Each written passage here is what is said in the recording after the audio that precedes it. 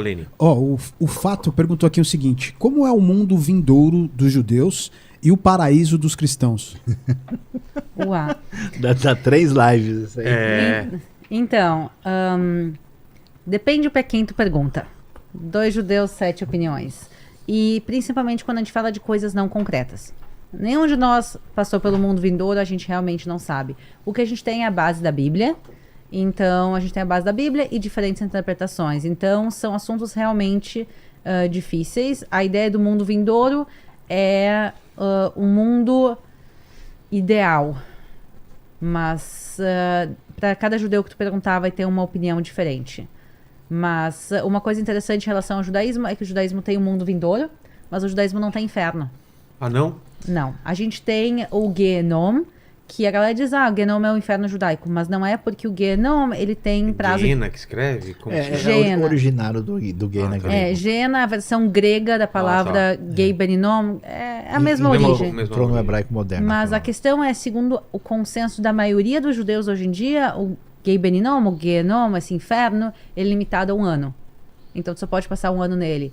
Porque, segundo a visão judaica, Deus não criou ninguém para o sofrimento eterno. O Paquito agora se interessou mais sobre essa parada. Não é mais eterno, o Paquito. No um judaísmo ano. minha pena é menor, né? Então, mais um ponto pro judaísmo aí, você que tá...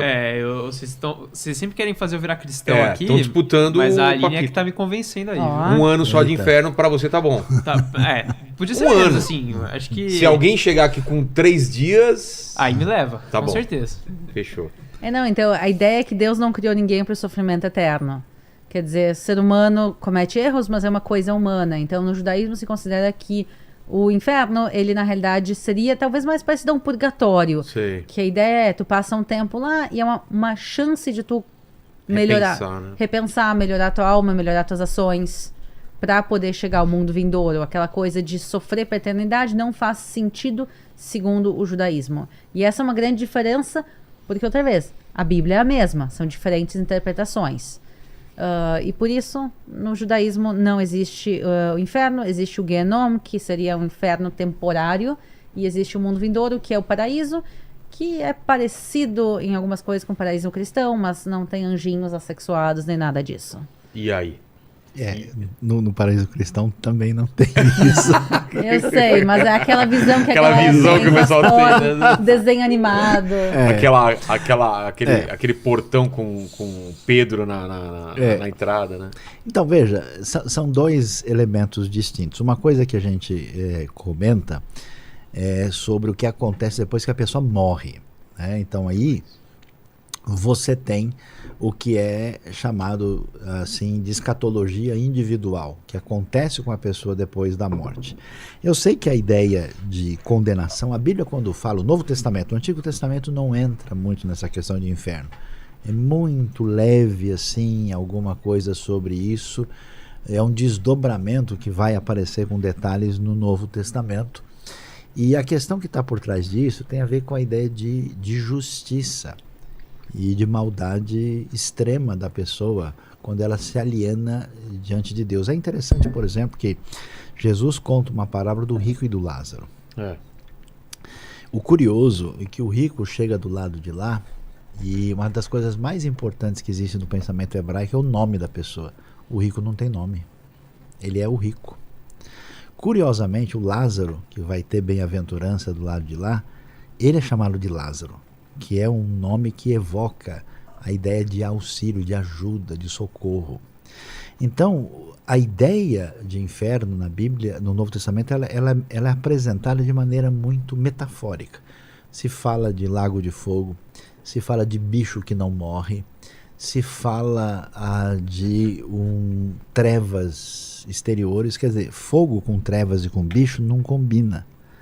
Consequentemente, nós temos uma descrição, que é uma descrição metafórica, que tem a ver com esse sofrimento quando alguém rompe plenamente com isso. Quando você pensa num Idi Amin Dada, num Hitler, num Stalin, para mim é difícil perceber essas pessoas como tendo uma realidade no futuro onde ele passa por um processo simplesmente de algum tempo e depois, vamos dizer assim, vai dar tudo bem. Eu acho que a extrema crueldade, a maldade, a ruptura que acontece com uma pessoa é que ela perde a sua identidade. O rico construiu a sua vida toda em cima da sua riqueza como a sua essência. Ele acabou sendo entregue a si mesmo e ele permanece assim.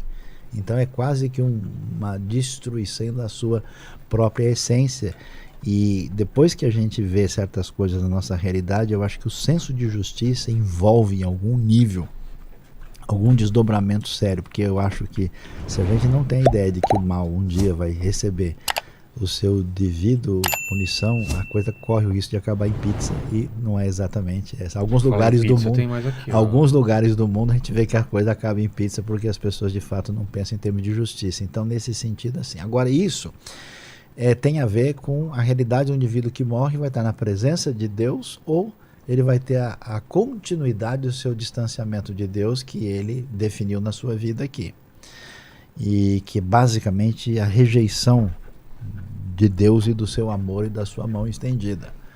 Agora, outra coisa que a gente fala de escatologia geral é o que acontece no final dos tempos com a redenção. E aí sim, parte da cristandade ela é um pouquinho influenciada indevidamente por um platonismo, onde a gente imagina que as pessoas vão ficar flutuando com o espírito em fundo da fumacinha branca.